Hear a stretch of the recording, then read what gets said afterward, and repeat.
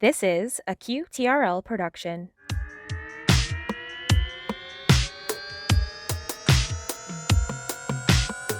I feel like I'm on NPR with Terry Gross.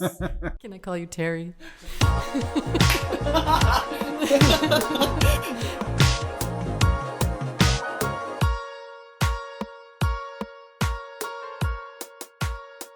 Hello and welcome to the very special, very first episode of the Qtcast, the official podcast of the Mark S. Bonham Center's Queer and Trans Research Lab. In our introduction today, you'll meet an interdisciplinary team of artists, academics, and community leaders. You'll learn about the underpinning values of experimentation, creativity, and accountability that drive the lab. And finally, you'll get a taste of what's in store for the future of the QTRL. On that note, let me do some preliminary introductions. My name is Elliot, and I'll be your host as we explore the beautiful, meaningful, and at times challenging world of building connections for community change. You'll meet me later better when we talk to our graduate research assistants. And for everyone who's not familiar with the University of Toronto, there are going to be a few casually dropped acronyms, so I'll do my best to introduce you to the general structure of the lab right off the bat. Here it is. At the University of Toronto, or U of T, there's a department called the Mark S. Bonham Center for Sexual Diversity Studies, or SDS, or also the Bonham Center. Are you with me still? Within the Bonham Center, there's the Queer and Trans Research Lab, or QTRL. And finally, we have the Qtcast, the Queer and Trans podcast for the Queer and Trans Research Lab. Both the QTRL and the Qtcast are in their inaugural year, and you're about to get the inside scoop, fresh from the press. Oh, and join us if you'd like. If anything you hear interests you, if it pairs well with a personal project, or if you just want to reach out and make connections with anyone that you hear from today or in the future of the lab, you can follow us on Instagram and Twitter at QTcast_, or you can send us an email at qtcast21@gmail.com. Now, without further ado, let's meet the team.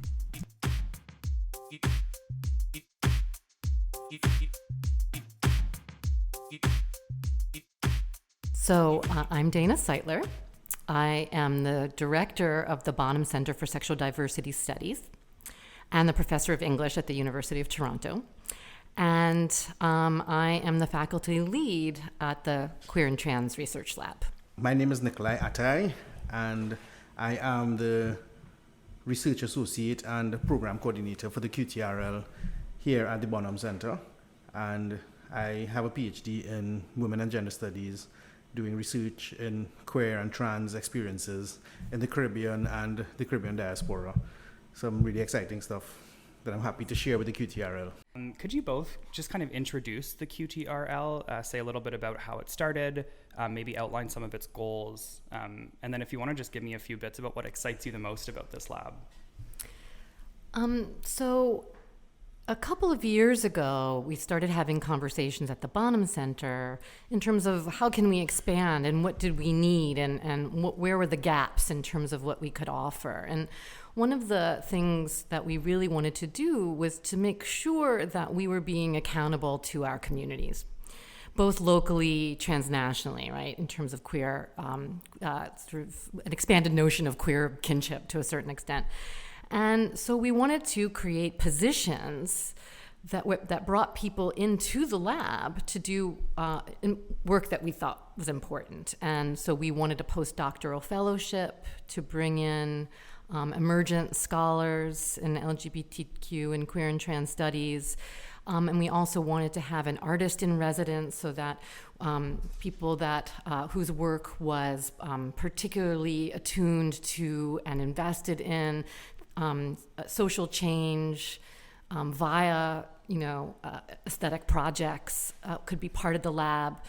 And we wanted to bring in what we were originally calling activists in residence, that were where we could bring in community leaders, both locally and transnationally, that were working on social change for queer, trans, and BIPOC communities. And from that need, the idea of the Queer and Trans Research Lab was born. That's so beautiful. I'm so excited about it. And then Nikolai, would you mind just speaking a little bit to what excites you about this lab? Oh yes, for sure. So I actually want to kind of riff on your whole idea of queer kinship. I'm new to the QTRL, so I'm fortunate to see it morph into this really exciting and amazing thing. And thinking about kinship and the space for queer, BIPOC communities on and off campus. So I'm really excited about that, and the amazing people that we have as the first cohort. The artists in residence, the postdoctoral fellow, the community leaders. Doing some really amazing projects that are really intersectional. Drawing on different experiences, different methodologies, different theoretical frameworks, and really doing some exciting things to change the way that we think about queer and trans experiences, not only in Toronto, but elsewhere in Canada and transnationally. So, I'm really excited about that, and excited to see what this first year would do to set the bar. I think the bar is already set pretty high in terms of, the group of people that we're working with, and even, just hearing from folks, members, about how excited they are as well. Having this space on campus. Yeah, the whole idea for the lab, and the reason why we call it a lab, we didn't really mean it. We don't mean it in a kind of hard science way where we're searching for particular relationship between chromosomes or something, right? We mean it in the sense of experiment that the lab indicates. Experiment, possibility, imagination that you can't predict beforehand. And so the idea is that we're bringing people together that are doing this work. Either they're doing art projects, or they're doing community projects, or they're doing scholarly research, because we also have positions for faculty research fellows. And they come together to do their projects, but also to share their projects with others in the lab to see what happens as a result of that collaboration. So the Queer and Trans Research Lab is a collaborative space, it's an experimental space, and it's a collective. Yes, and definitely a space of imagination. Who knows, what this thing would morph into over the next few years. And I'm really hoping that, when we start to build our social media presence, our online presence, we could really get an opportunity to engage with viewers and persons, our fans, right? I think we already have some fans, persons so excited about. I'm a fan. Me too. There's 3 fans right here. Yes. And in the press release, it was stated that this is the first of its kind in the world. Is that correct? Yes, if you take all the components that we're working with together. I want to actually acknowledge that there are a number of predecessors to the existence of this lab, and I did a lot of research beforehand, thinking about what kinds of things already existed. And so there is, for example, the Center for Research on Women at Barnard, and they have an activist in residence program that I looked at. I met with the director there. We had an email exchange back and forth because it was really important for me to learn what were other people doing. There's the Luskin Institute at UCLA, and they also have a kind of community leadership program like this one, where they bring people into the university, community leaders doing this kind of work. However, neither one of those places focus on queer and trans research and queer and trans issues of social justice. At the Center for Research on Women, it's a kind of feminist-based, feminist praxis project. At the Luskin Institute, it's a social justice and equity project, more generally speaking, and they're very interested in thinking about housing precarity and that sort of thing. And so there were a couple of models I was working with, but none that were actually focusing on queer, trans, BIPOC issues.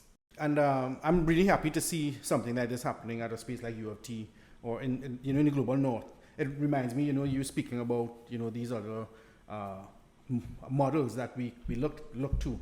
It reminds me of some of the work I do in the Caribbean, back in Trinidad, with the University of the West Indies, assisting these queer and trans groups in Trinidad. 7 social justice groups came together for like a 5-year period to do this a similar work, grounded in feminist theory and analysis, but also really intersectional across class, race, economic status, social location, and stuff like that. So there are definitely models, but I'm happy to see that somewhere like Toronto could really have something like this. And I think Toronto is a perfect space based on its kind of demographic perfect space for something like this to happen. I agree. And at the same time, and Nikolai and I have talked about this, one of our goals is to form partnerships with these other programs that are happening around the world, so that those connections are, we want to create a kind of infrastructure, where we can have formal relationships, with these other places doing this important work. And so we're going to be, we're looking at different kinds of grant opportunities and different partnership opportunities, so that there are, because we want to create a transnational network that actually both acknowledges that there are these other programs happening elsewhere, but also can learn from them, and also that we could build a really strong infrastructure for the kind of change we want to see in the world.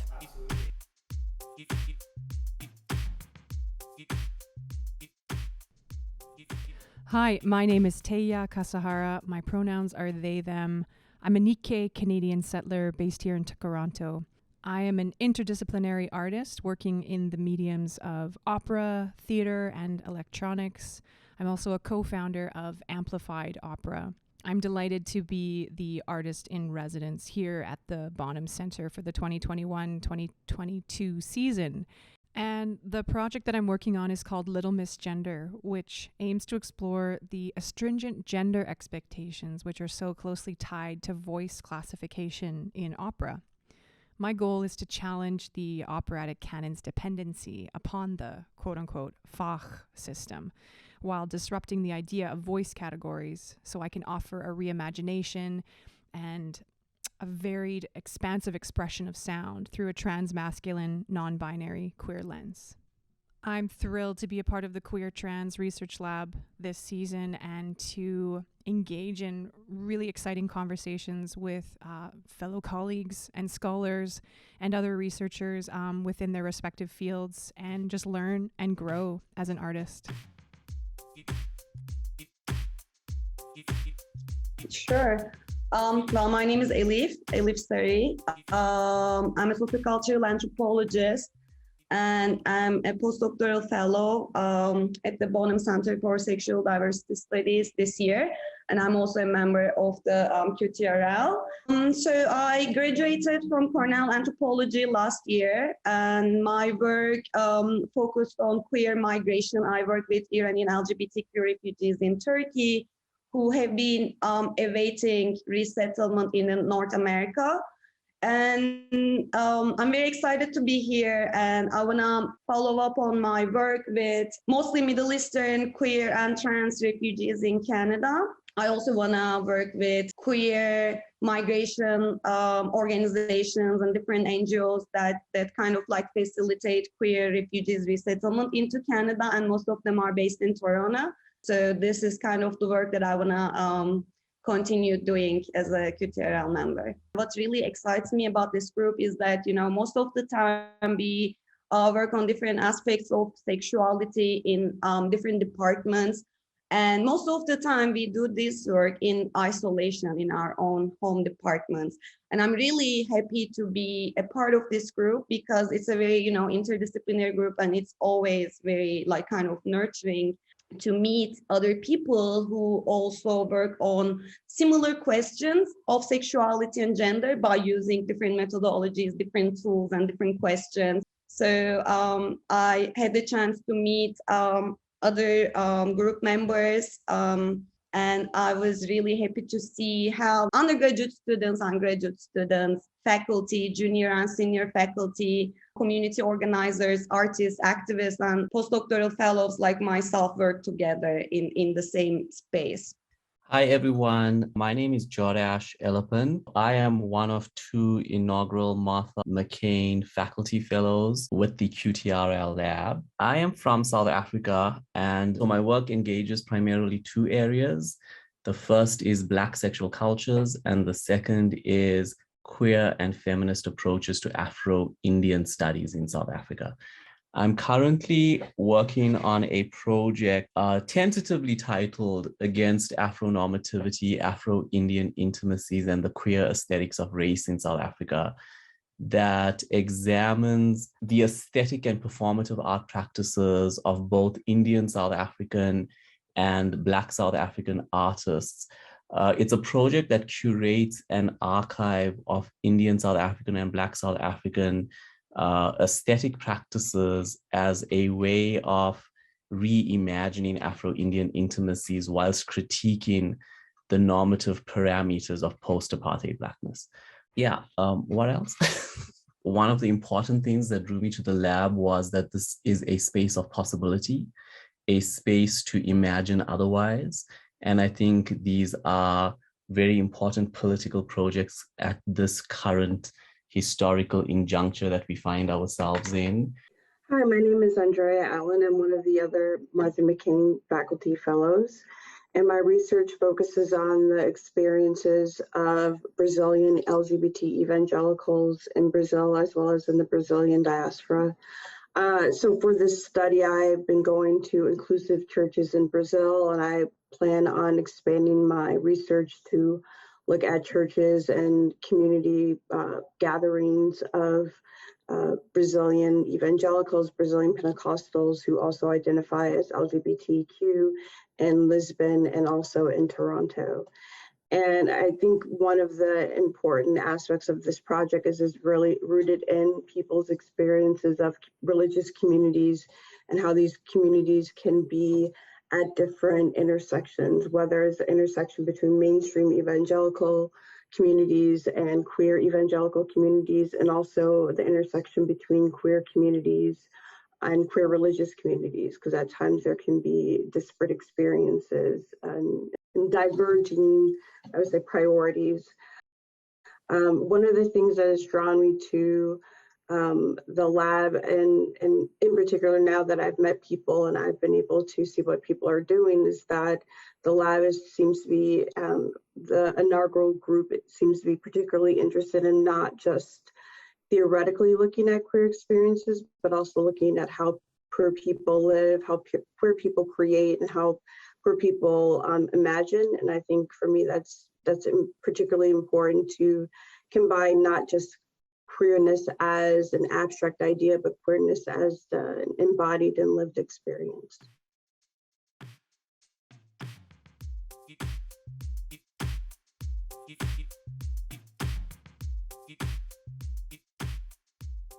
Hi, I'm Tatiana Ferguson, co-founder of the Black Queer Youth Collective, a grassroots group dedicated to serving Black LGBT youth here in Toronto. I'm one of the community leaders in residence, part of this inaugural Queer Trans Research Lab at the Bowman Center.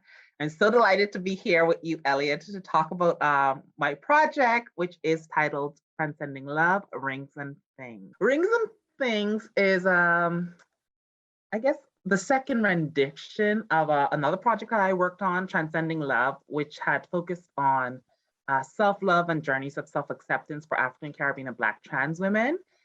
So with that in mind, I was thinking, well, beyond self-love and all of the ways we find to be resilient, how are the communities that I'm part of and that I serve are finding relationships in community, whether that's in queer communities, whether that's outside of queer communities? How are folks finding relationships? How are they navigating the different dynamics that comes from, intimate partnerships as a trans person? And out of that came this thought. It was bubbling in my mind, like, okay, how do we approach relationships? Because not everyone wants a relationship. Relationships can look so different in queer and trans communities. And for this project, we'll be exploring sex, love, and marriage, because I think those are the three key areas. There are some folks who are just looking for intimacy and casual relationships and companionships. There are others who are looking for more meaningful relationships. And then there are folks who are more committed to long-term relationships. And I want to explore all of those dynamics to understand like what factors are influencing trans women's perspective when it comes to relationships. What are some of the barriers or challenges that folks may have when dating? And really center, like I said, African, Caribbean, and Black trans women's experiences, because oftentimes when we hear about violence perpetuated against trans women, it is these very women who are, often harmed due to anti-trans violence, due to all sorts of other issues that arise. So I think this is going to be a fun project where we look at relationships from the perspectives of women who are pursuing relationships, We also look at how folks do safety planning when they're in relationships or seeking partnerships. I would love to launch a dating game. So if you are a trans woman out there listening and you're looking for love, but you're finding it difficult, maybe you can be a contestant on our dating game. So we're gonna really be trying to be very innovative in our approach of addressing the needs of community, as well as some of the violence that communities are exposed to. So that's what brought me here, and I'm so delighted. So my name is Abdi Osman. I'm a Somali Canadian multidisciplinary artist whose work focuses on questions of Black masculinity as it intersects with Muslim and queer identities. What drew me to the research lab was the fact that I was already a fellow there. I was really interested in what the research lab was going to do. And so I'm kind of excited about it because I think it fits in with some of the work that I've been doing for most of my career.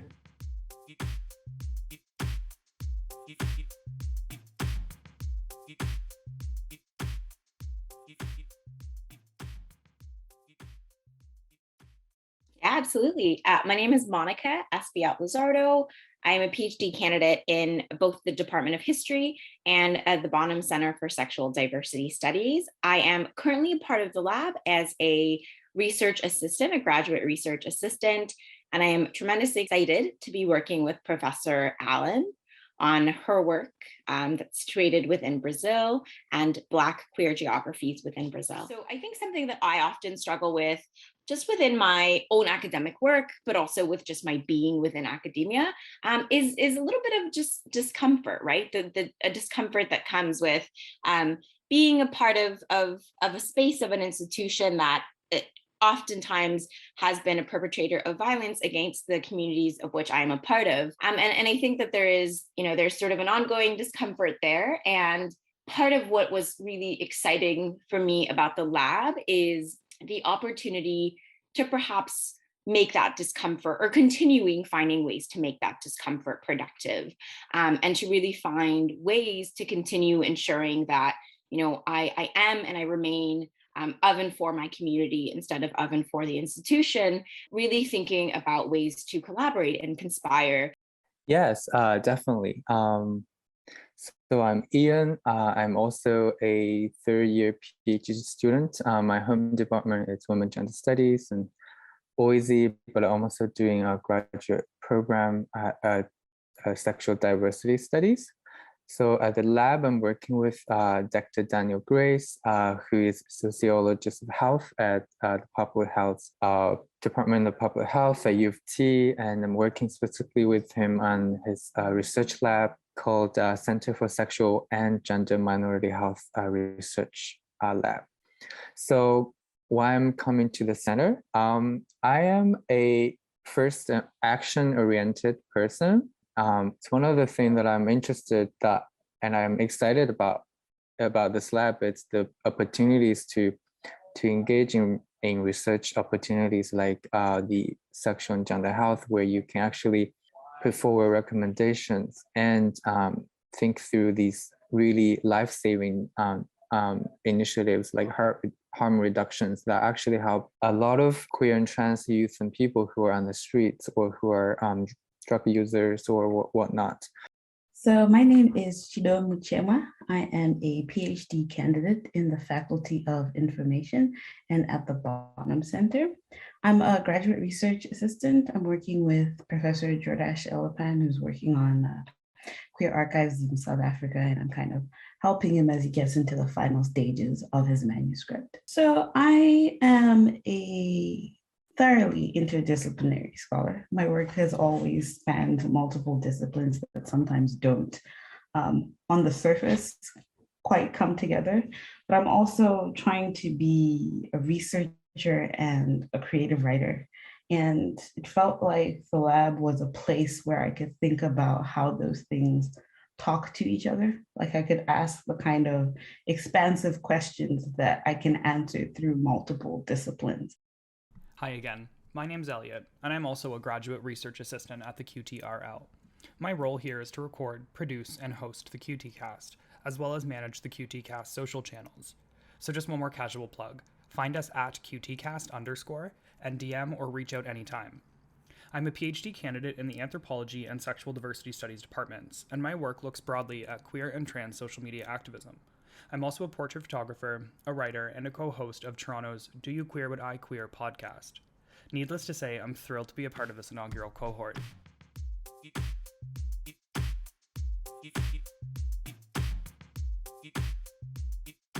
Yes. Hello, everybody. My name's Shell or Michelle, just like shell, fish, or whatever.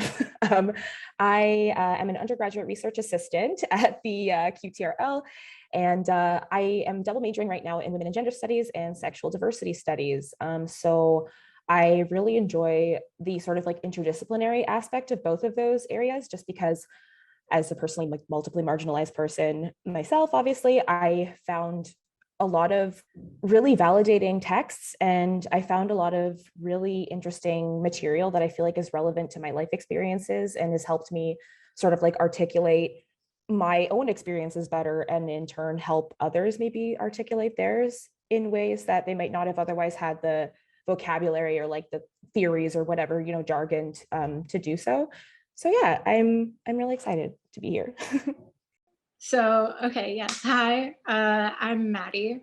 I am working with Taya Kasahara, the artist in residence here at the QTRL, which is really cool. As someone who is really into art and creativity and storytelling, being able to work on an art project for this is amazing. I'm personally in both English and sexual diversity studies. The thing that drew me to SDS and the lab is sort of back in high school where I was the first person to come out and everyone was like, can you explain what this means? And I'd have to Google sometimes. And so when I came to U of T and I was like, okay, I'm doing English because I like stories. What else should I do? And I took my first class and I was like, I've been doing this all along. Let's keep going. Yeah, now I'm here and I get to do my favorite kind of stuff to do. Okay.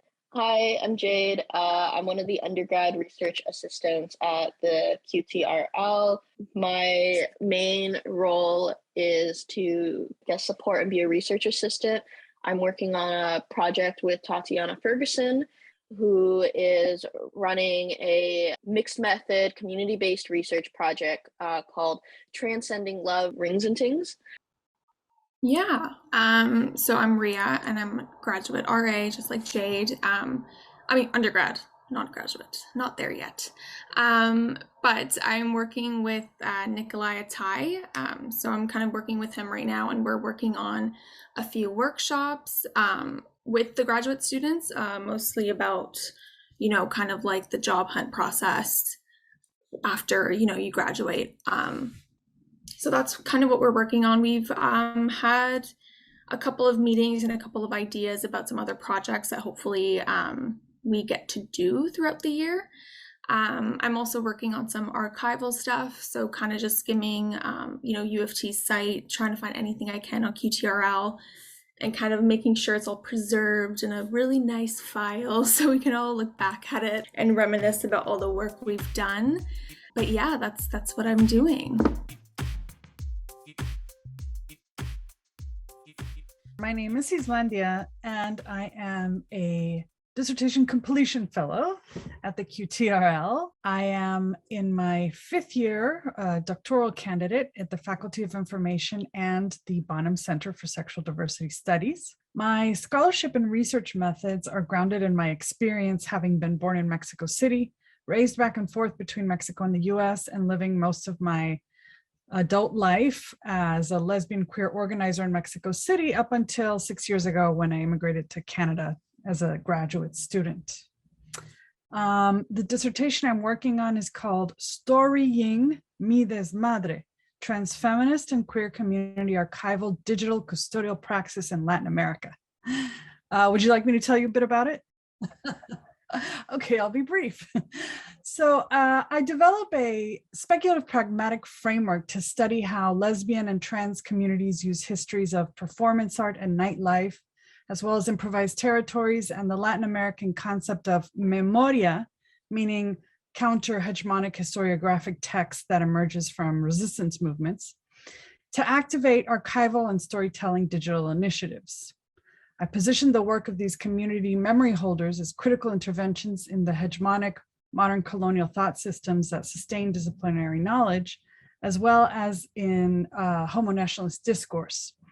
And they do this by building a praxis based on the assumption that their queer, feminized, precarious, and precariously conserved materials, archival materials, have evidentiary status, historiographic value, and are worthy of conservation efforts and exhibitions. And last, but certainly not least, we have Lex Connolly, our second dissertation completion fellow. So I'm a PhD candidate in the departments of linguistics with a cross-specialization in sexual diversity studies. I'm in my 6th year of the doctoral program, and I'm working on a dissertation on non-binary trans patients' narratives of gender-affirming care visits. So among many things, I'm looking at how my participant collaborators use linguistic practices specifically as a means to navigate and also to resist transnormative expectations in consultation rooms with their doctors, and also how those practices are shared within trans communities as a form of community care. So part of what gets circulated in our care webs as not just valuable for obtaining the desired care, but also as interventions on the structure of medical access for trans people to begin with.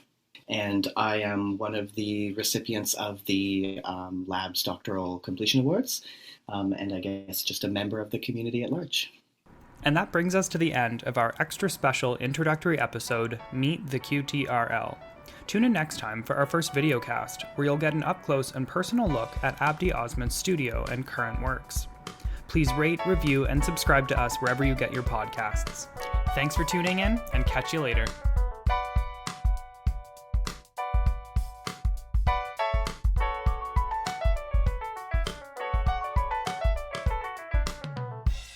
This podcast was made possible by the Mark S. Bonham Center for Sexual Diversity Studies at the University of Toronto, St. George Campus.